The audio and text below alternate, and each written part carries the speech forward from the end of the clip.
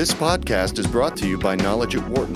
For more information, please visit knowledge.wharton.upenn.edu. From time to time, we've come across interesting stories, and there seemingly is more of them now these days, of people that follow one career path coming out of college and then at some point have that aha moment and they shift in their career. Jennifer Wright-Laracy follows in that pattern. She is now the co-founder of a company called GreenBox. She was somebody that worked in the investment business for about a decade. What is GreenBox? Well, it is a company that produces pizza boxes. They are eco-friendly and they are also multifaceted. To kind of find out more about that, we welcome in Jennifer right now to the show. Welcome, Jennifer. Hi there. Hi, great Thank you. Great to have you on the show. So let's start with the early part of the career. I guess you went to Columbia, I guess, and you took the traditional path and were working in investment firms coming out of college? I did, yes. I took a commerce degree at university, and then I took an MBA at Columbia University. And I naturally had a plan to stay in finance for my entire career. I started with Citibank and then went to another large Canadian bank called Royal Bank of Canada. Mm-hmm. And around 2008, when the financial crisis hit, I decided to make some decisions about what would be best for my future. And seemingly a lot of people have that moment in time as one of those transition moments. What was it like for you at that point, obviously having worked in the investment firm business with all of the uproar that was happening involving Wall Street and the big banks? Yeah, it was an interesting time because I think a lot of people in finance really had to evaluate whether it was going to be a long-term path for them, and that's something that I don't think many people considered up until then. And even when I went back and did my MBA at Columbia, I still wasn't certain that I wanted to make any changes beyond finance. I thought maybe I would just realign myself into a different area of finance. But when I was there, I was opened up to a lot of entrepreneurial opportunities, and I started to think literally outside the box at that point in time. So, and what was it that made you want to start a company that developed a different kind of pizza box? Well, I've always had an entrepreneurial spirit in me, and I also have had an interest in sustainability issues. Okay. So when my friend Will Walsh, who developed the design for a new pizza box, came to me, it appealed right away. And I started very informally. I started entering the product into business competitions and showing it to mentors at Columbia University and seeking advice from anyone at Columbia who would listen, and then we actually ended up getting some seed funding from Columbia, which was the moment where we thought to ourselves, we actually have a viable idea here that actually could be turned into a company. So that's when we made the decision to move forward. And I mentioned the eco part of it. We'll get into that more in a second, but the box itself is kind of interesting as well. Because it literally becomes multifunctional in how you can use it. Exactly. So it is a standard pizza box blank, but it has perforations and scores that create the functionality. So the top of the box is perforated, and it tears off and turns into 4 separate plates, which eliminates the need for washing dishes, and it eliminates the need for additional disposable plates. And then the bottom of the box folds into a very handy storage container for leftovers. And that storage container can be fit easily in the fridge, but it can also be fit very neatly into a waste bin or recycle bin as well. The interesting thing about it is, as you tell that story, and as I read the story online before, this is one of those moments where a lot of people are probably going to themselves, "How come I didn't think of that?" Right? Have you heard that from a lot of people? Yeah, we do, because I think most people in college, especially when they never have clean plates or don't have plates, or if you're in a hotel room and you don't have plates, it's kind of a natural thing to just tear off the top of the box and fashion it into plates anyway, just by ripping it.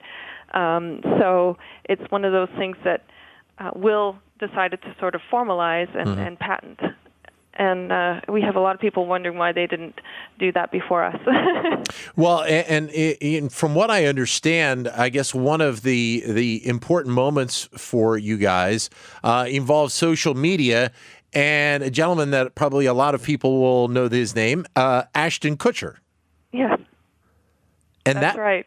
And he basically tweeted something that in approval of your box, correct? Correct. And we were just new to Twitter. We'd just done the demo video for the product, and one day I just decided to shoot it out to him as a tweet and a link to the video, and he responded with one word. He just wrote "smart" and included the link, and that night we had thousands and thousands and thousands of hits. And from there, it was picked up by every social media site out there, Reddit and Dig and everything else. And as of today, we have over 6 million views on that video. Did you ever have any further contact with him, as potentially to be an investor or interest in the company as well? No, we've actually been informed that one of the stations that we work with discussed it with him, and he noted how much he liked the product, but we haven't had any contact with him since. He's a little hard to get a hold of. But sure, yeah. Unless he's playing a prank on you, then it's probably easy. Yeah, exactly. But we definitely appreciated the endorsement, and he really set us on our way, because being able to show investors the interest level in the product gave it immediate credibility. So that was a huge start for us. So now you and your partners have been doing this now for about 7 years, I guess now, and it has literally spread. I'm not sure how many boxes you guys do on I don't know what the gauge would be, monthly or annual basis, but from what I read, you've got quite a few partners, or I should say clients, that are using these boxes right now. Yeah. We actually make the box ourselves, and we license it. So it's hard to put a number on it, but we've literally sold millions of pizza boxes through our partners and directly. And we're partnering with a lot of big companies now. We're partnering with hundreds of chain and independent pizza restaurants around the country that we're selling to through distributors like Cisco and U.S. Foods, and one of our biggest, which is Performance Food Group. And we're selling to grocery stores and convenience stores like Quick Trip and Cumberland Farms and Whole Foods, restaurants like at hotels and resorts like Great Wolf Lodge, Cosmopolitan Hotel, the Hyatt. So we've got a nice list of customers at this point. And you're apparently working with some colleges as well? Yes, yeah, we're really excited about that, because it's just such an amazingly natural fit to college students. It's great for tailgating. It's great for dorm rooms where they typically don't have plates. So the University of Georgia is a customer, the University of Wisconsin, Brown University, Johnson & Wales, and the list goes on. And we're actually recently a new member of NACUPS, which is a large organization for dining services. So I think we expect that list to grow from here. Jennifer Wright-Laracy is the co-founder of GreenBox. She joins us here on Knowledge at Wharton here on SiriusXM 111, business radio powered by the Wharton School. You guys you brought this idea even to Shark Tank as well, correct? We did. And how did it go? It was a very terrifying and exciting experience. We had a great experience though. We received 2 offers, one from Kevin O'Leary and the other a joint offer from Robert and Lori, Yeah. and that we were thrilled about, to get some kudos from more than one investor. We eventually accepted the offer from Kevin O'Leary, Right. and I can't say anything. He's just such a great guy, very open. He handed us his cell phone immediately, and he's been very responsive to any questions we've had. It is kind of interesting that, and we've talked with a variety of different entrepreneurs on this show over the years about how this kind of entrepreneurial spirit, especially in the last, I don't know, maybe 5 to 10 years, has really exploded across the United States. We see it here at the University of Pennsylvania, obviously with you up in New York and Columbia and all the different business schools. There are so many of these ideas out there. Then you throw on top of it something like Shark Tank, and then obviously there have been now a wide range of other shows that have kind of played off of Shark Tank. I mean, for an entrepreneur, you have a wide range of opportunities to kind of get your name out and get your idea out as well right now.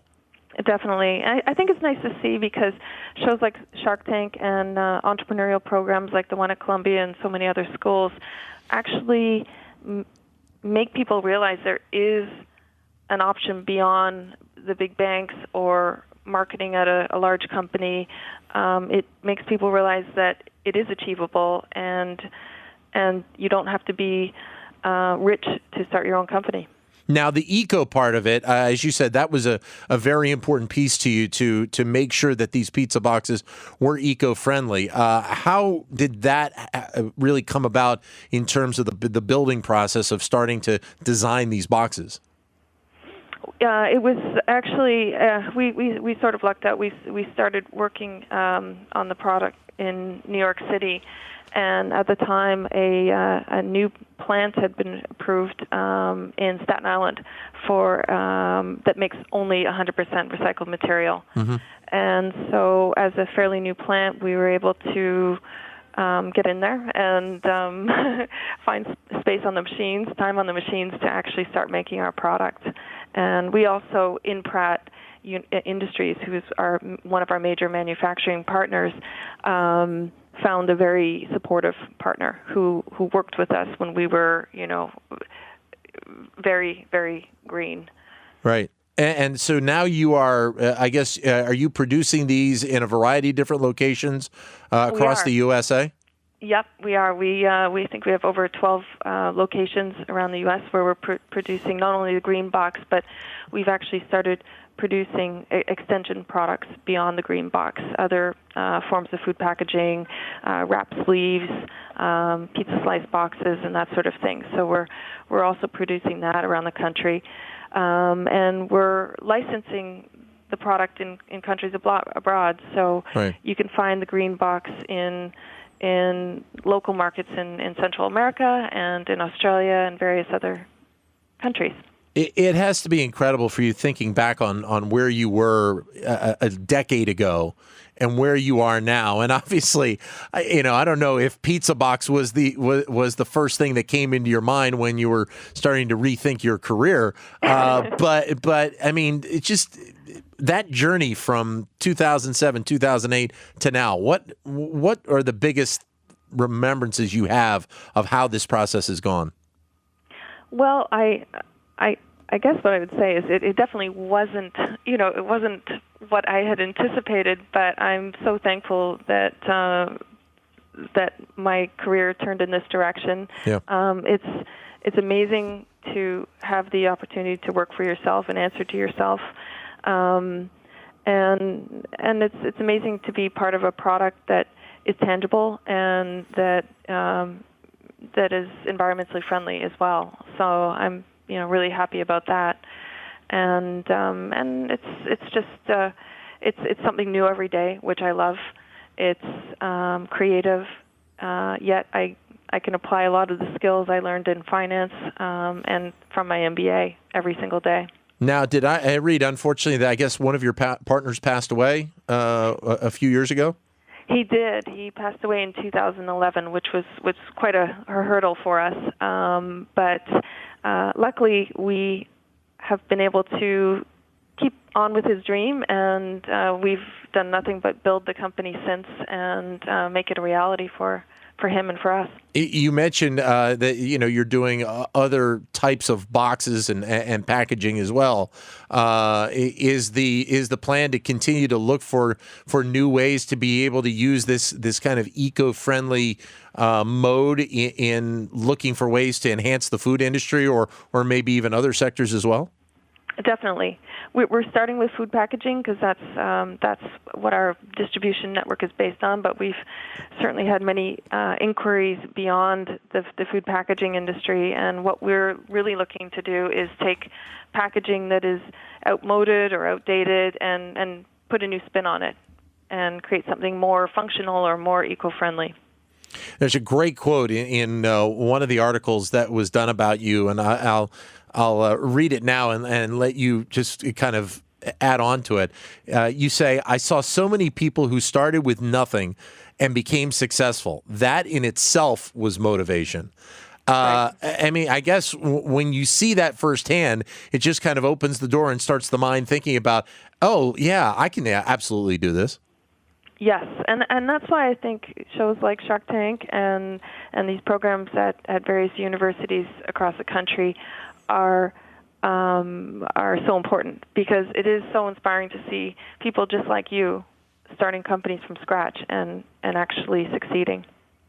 What are the kind of the key things that, as you look back on it, you would pass on to a young entrepreneur that has an idea for whatever that might be? What are some of the things that you think are important that you've learned from this process?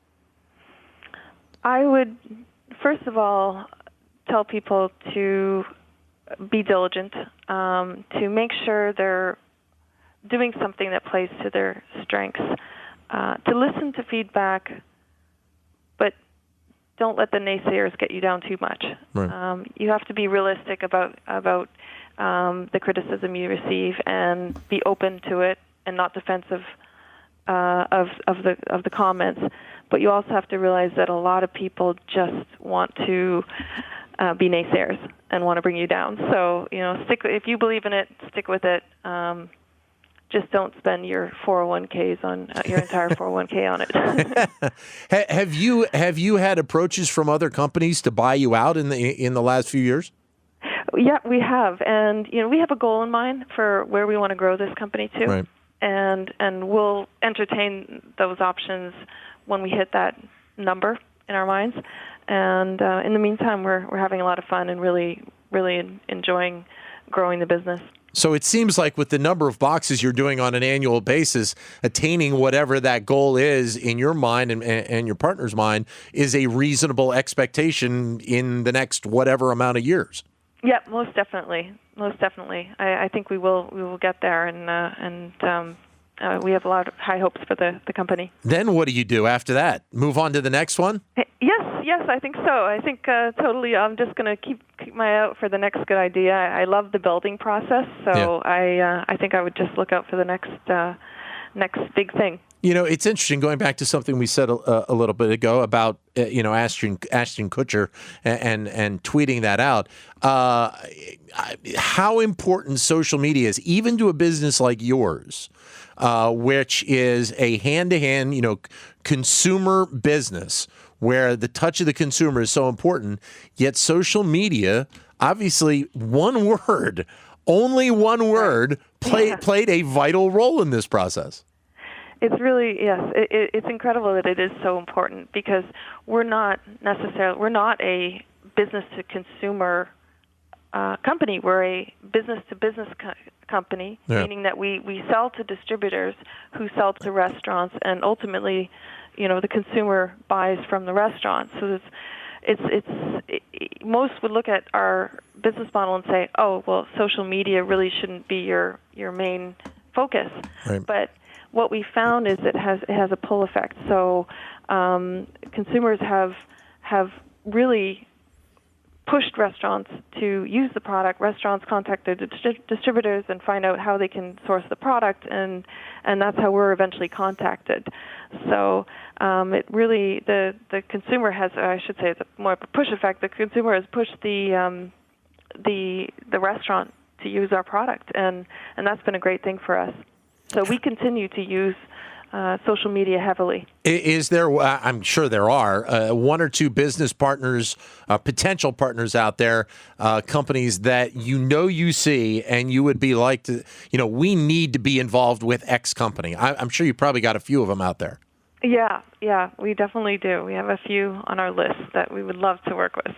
It's a great story, and I would also think that, and whether or not you've had other entrepreneurs approach you, but the fact that I'm sure that there are other entrepreneurs out there that see your box or see your story and they get an inspiration off of that. Have you had that experience yet? Definitely. I stay in touch with a lot of entrepreneurs, ones that I went to school with, and I attend conferences and events, and it's very fulfilling when someone approaches you and tells you that you helped inspire them in any sort of way, in some small way. And it's the same experience for me, too. I attend events like that and stay in touch with friends because they inspire me. So I think it's a great network to be a part of. Jennifer, thank you very much for giving us your time today. Greatly appreciate it. All the success. And hey, when we hear about that sell, we'll be interested to see what that next idea is, and we'll have you back. Thanks so much. I appreciate the opportunity to be speaking with you. Thank you, Jennifer. All the best. Jennifer Wright-Laracy, who, as we've mentioned, is the co-founder of a company called GreenBox, eco-friendly and pizza boxes, which can be broken up into plates. How about that for an idea? For more business news and analysis from Knowledge at Wharton, please visit knowledge.wharton.upenn.edu.